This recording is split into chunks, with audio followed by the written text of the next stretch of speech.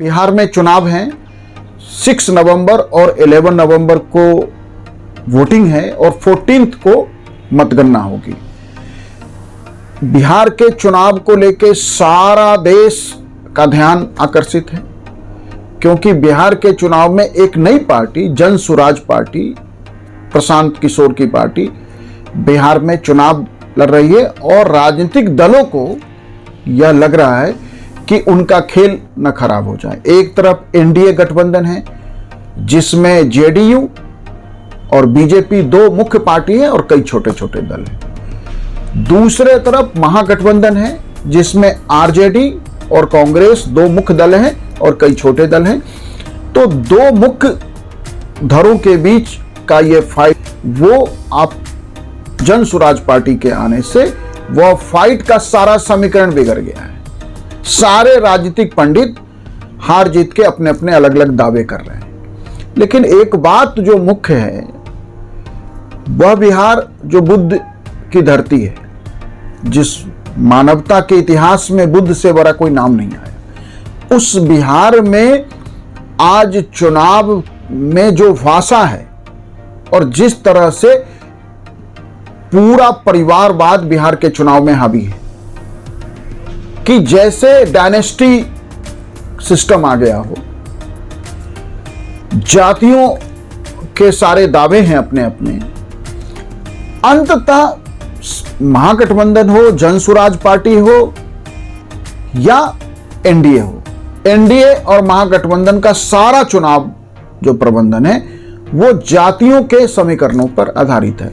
बातें विकास के, बातें एक दूसरे पे आरोप प्रत्यारोप के निश्चित रूप से की जा रही है, लेकिन प्रशांत किशोर के पास उस तरह जातीय वोट का समीकरण नहीं है। इसलिए प्रशांत किशोर ने विकास को, बिहार की गरीबी को, बिहार के बैकवर्डनेस को, बिहार से माइग्रेशन को, बिहार की समस्याओं को चुनाव का सेंट्रल एजेंडा बनाने की जो कोशिश की है, यह निश्चित रूप से स्वागत योग्य है। वह बिहार के चुनाव पे कितना असर डाल पाएगा, मतदाताओं को कितना प्रभावित करेगा, यह तो चुनाव के बाद जब मतगणना होंगे, मतगणना के जो फिगर्स आएंगे, फैक्ट एंड फिगर, उसके बाद चुनावी पंडित अपने अपने विश्लेषण करेंगे। लेकिन मैं यदि कह रहा हूं कि प्रशांत किशोर बिहार के चुनाव में जातियों के समुद्र के बीच, जातियों के महामंथन के बीच यदि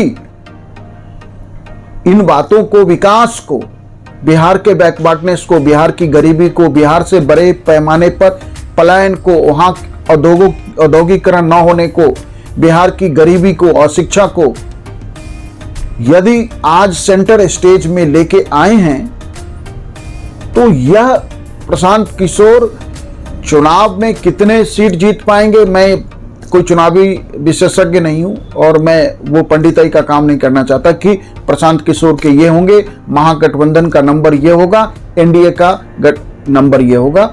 चुनाव लेकिन दो ध्रुवों के बीच नहीं रह गया है। प्रशांत किशोर का ये सक्सेस है।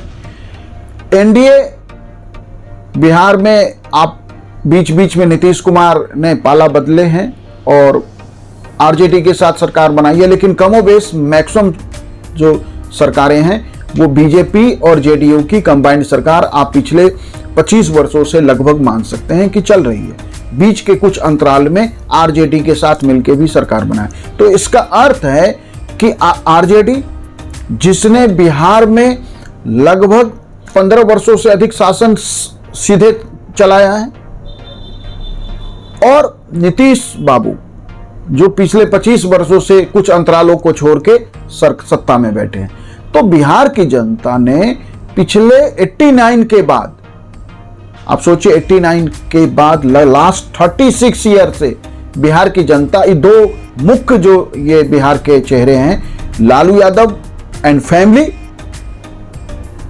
और नीतीश कुमार के इर्द गिर्द सारा बिहार का चुनावी तंत्र लास्ट 36 ईयर से चल रहा है। और लास्ट 36 ईयर में इन दोनों के पास जो भी योजनाएं थी, जो भी माइंडसेट था, वो सब बिहार की जनता के सामने है।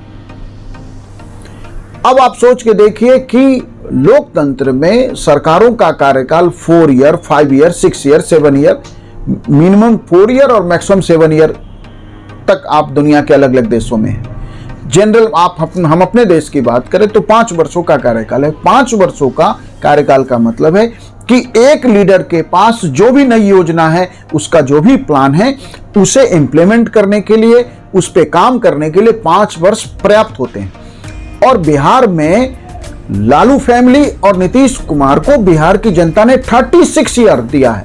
36 वर्ष आपने दे दिया, फिर भी आप उन्हीं के इर्द गिर्द घूम रहे हैं। मैं ये नहीं कह रहा आप प्रशांत किशोर को वोट दे दीजिए, लेकिन आपको ये सोचना चाहिए कि लास्ट 36 ईयर में बिहार कहां था। क्या औद्योगिकरण की दिशा में प्रगति के किस मानक पे बिहार आज राष्ट्रीय औसत के आसपास है? तो किसी भी मानदंड में इकोनॉमिक डेवलपमेंट के जितने पैरामीटर्स हैं, विकास के जितने पैरामीटर्स हैं, उनमें बिहार कहीं भी नेशनल जो टॉप है उसके आसपास नहीं है, टॉप 3 में नहीं है, टॉप 5 में नहीं है। तो लास्ट 36 ईयर का यह परिणाम है। तो क्या बिहार को एक परिवर्तन की आवश्यकता नहीं है? बिहार के वोटर्स अब भी आप उन्हीं जातियों में फंसे रहेंगे। ठीक है, जातियों के आधार पर मतदान करते रहिए, अगले कुछ वर्ष और बीत जाएंगे। भारत की प्रगति, भारत के राज्य इन जातियों के बीच, इन समीकरणों के बीच विकास की यात्रा करते रहेंगे और ये जो गैप है वो लगातार बढ़ता रहेगा, ये गैप लगातार बढ़ता रहेगा। इसलिए मतदाताओं को आप किसी पार्टी को वोट मत दीजिए। यदि चुनना है तो कैंडिडेट चुनिए। हर निर्वाचन क्षेत्र में यदि जनता कैंडिडेट का चुनाव करने लगे, उस दिन ये दलों का जो ये दलदल है उसका सामना यदि जनता करना चाहते, उसका निदान आप ढूंढना चाहते हैं, तो दलों के दलदल का निदान उम्मीदवार का चुनाव कीजिए। हम चुनाव करते हैं, वोट डालते हैं उम्मीदवार के लिए, लेकिन दिमाग में हमारा दल होता है। जब तक ये दोहरा रहेगा मतदान का तरीका, तब तक कोई परिवर्तन न बिहार में हुआ है न किसी दूसरे राज्य में होगा। आप उम्मीदवार का चुनाव कीजिए, क्योंकि आप अंततः जब मतदान करने जाते हैं तो उम्मीदवार को मतदान करते हैं आप। लेकिन आपके दिमाग में दल है, आप वोट दे रहे हैं कैंडिडेट को, लेकिन दिमाग में आपके दल है। माने दल के आधार पे आप तय करते हैं कि आपको किस कैंडिडेट को वोट देना है, तो फिर कैंडिडेट का मतलब खत्म हो गया। इसलिए अपराधियों का बोलबाला है या भ्रष्ट लोगों का बोलबाला है, या वो उन लोगों ने जो बिहार की ब्यूरोक्रेसी में पूरा जीवन लगा दिया, वो सब चुनावी मैदान में आ गए हैं, चुनावी समर में आ गए। एज ए ब्यूरोक्रेट 30 सालों से अधिक का उनमें ज्यादातर का कैरियर है। उन्होंने क्या किया बिहार के लिए, ये आपके सामने है। फिर वो चुनावी समर में आ गए। तो इसका अर्थ है कि वो जानते हैं कि आप मतदान कैंडिडेट को नहीं करेंगे, उसकी योग्यता के आधार पर नहीं करेंगे, आप मतदान करेंगे दल को। दल को मतदान जब तक करते रहेंगे, ये दलदल चलता रहेगा। आपको मजा आता है तो दलदल में फंसे रहिए। Thank you.